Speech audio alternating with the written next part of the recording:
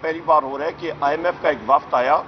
جس نے عدلیہ سے بات چیت کی، کیونکہ انہوں نے بھی دیکھا ہے کہ جس ملک میں آئین اور قانون نہیں ہوتا وہ ملک ترقی نہیں کر سکتا۔ پاکستان یہاں پہ کشکول لیے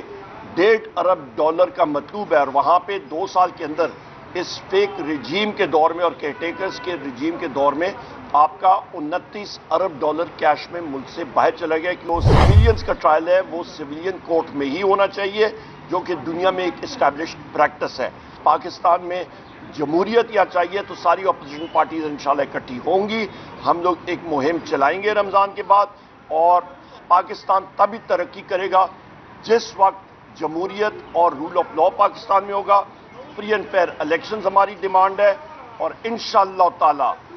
ہمارا اگلا وزیر اعظم عمران خان صاحب بھی ہوں گے۔ عمران خان صاحب کو، بشرا بی بی صاحبہ کو کل ایکسیس ان کا بند کر دیا گیا تھا، ان کے وکلاء سے ملاقاتیں بند کر دی گئیں، ٹرائلز ایڈجرن کر دی گئی۔ اس چیز کو کل ہم نے اپنے پریس کانفرنس میں بھی اٹھایا، اور اس کو ہم لوگ کنڈیم کرتے ہیں۔ جہاں تک روابط کے تعلق ہیں تو حکومت کے ساتھ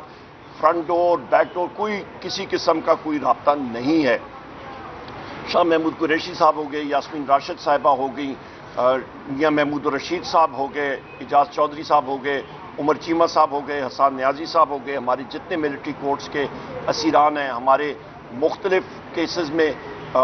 جو لوگ اسیران ہیں، جیلوں میں بیٹھے ہوئے ہیں ورکرز، ان ساروں کی رہائی کے لیے ہم لوگ کوشش کر رہے ہیں، کیونکہ یہ سب کے سب پولیٹیکل پرزنرز ہیں۔ پاکستان میں رول آف لا نام کی کوئی چیز نہیں، اور پہلی بار ہو رہا ہے کہ IMF کا ایک وفد آیا جس نے عدلیہ سے بات چیت کی، کیونکہ انہوں نے بھی دیکھا ہے کہ جس ملک میں آئین اور قانون نہیں ہوتا وہ ملک ترقی نہیں کر سکتا، اور یہی بات وزیر اعظم عمران خان صاحب بار کہتے رہے ہیں، اور میں نے بھی بحیثیت leader of the opposition IMF کو خط لکھا کہ پاکستان میں رول آف لا نہیں ہے۔ اور یہاں پہ یہ بھی میں کہتا چلوں کہ جو پاکستان کو لوگ چھوڑ کے جا چکے ہیں، تو آپ ابھی اندازہ لگائیں کہ لیبیا کے ساحل پہ جو کشتی ڈوبی ہے اس میں پاکستانی ہمارے لوگ فوت ہوئے، شہید ہوئے، تو انہوں نے ایجنٹس کو تقریباً زمینیں بیچ کے پاکستان میں 40 لاکھ روپے فی کس دیا تھا۔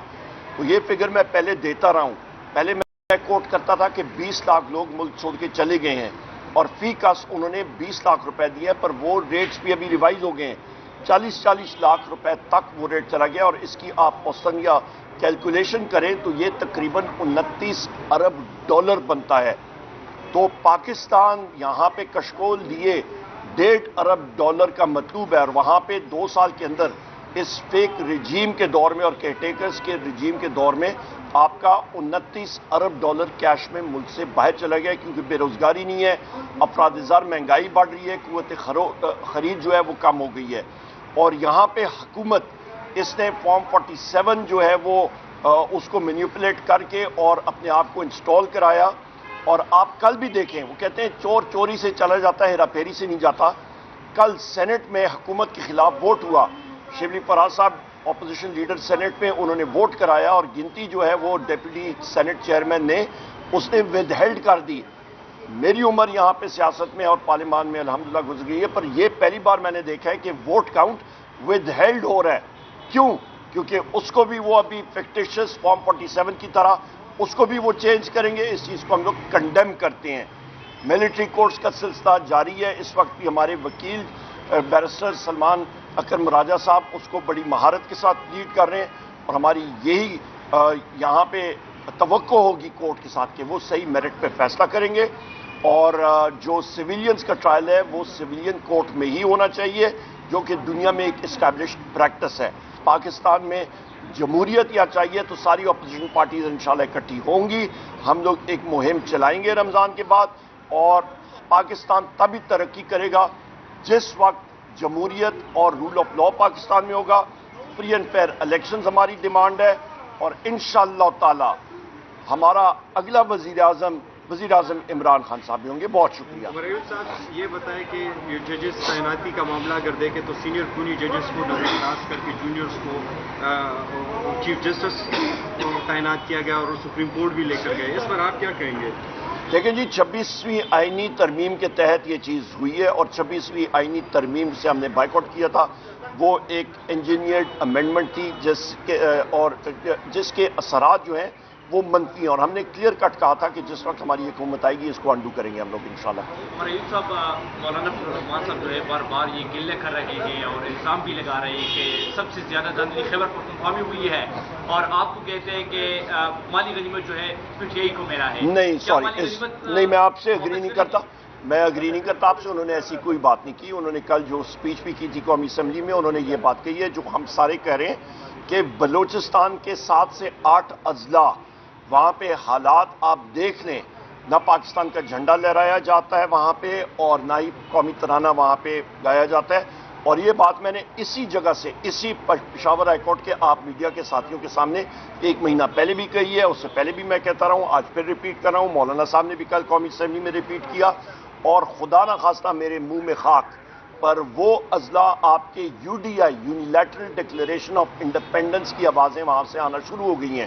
اور اس کی مثال یہی ہے، کل پریس کانفرنس میں بھی میں نے کہا تھا کہ سیکیورٹی فورسز ہوں یا کوئی اور اشخاص ہوں یا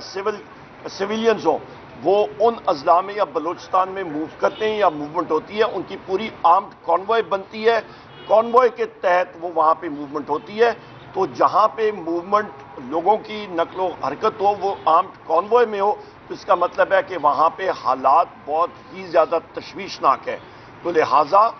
یہاں پہ ابھی جہاں پہ بھی انٹیلیجنس بیسڈ آپریشنز یا ہوتے ہیں اور ہمارے جوان اور ہمارے ینگ افسران یا شہید ہوتے ہیں، میری نظر میں یہ انٹیلیجنس ایجنسیز کا ایک فیلئر ہے کہ وہاں پہ وہ شہداء یا ہمارے لڑکے شہید ہو رہے ہیں، ہمارے بچے، ہمارے لخت جگر جو ہیں وہ شہید ہو رہے ہیں۔ وہ کیوں ہو رہے ہیں؟ کیونکہ انٹیلیجنس ایجنسی کے آپریٹیوز وہ انفارمیشن پہلے سے نہیں وہ کلیکٹ کر رہے۔ کیوں نہیں کلیکٹ کر رہے؟ کیونکہ ان کی سارا توجہ انٹیلیجنس ایجنسیز کے پی ٹی آئی کے لوگوں کے پیچھے ہے، وزیر اعظم عمران خان صاحب کے پیچھے ہے۔ یہ وہ دیکھ رہے ہیں کہ جی پی ٹی آئی کے لوگ کیا کر رہے ہیں، میڈیا کیا کر رہا ہے۔ پیکر لاس کو ہم لوگ کنڈیم کرتے ہیں، آپ کا جو پاکستان ڈیجیٹل بل ہے اس کو ہم لوگ کنڈیم کرتے ہیں۔ یہ دونوں بلز وہ ٹولز ہیں، وہ اوزار ہیں جن کے ذریعے میڈیا کا گلا کاٹا جا چکا ہے، آزاد صحافت کا گلا کاٹا جا چکا ہے، حزب اختلاف کا گلا کاٹا جا چکا ہے، اور اس کو ہم لوگ کنڈیم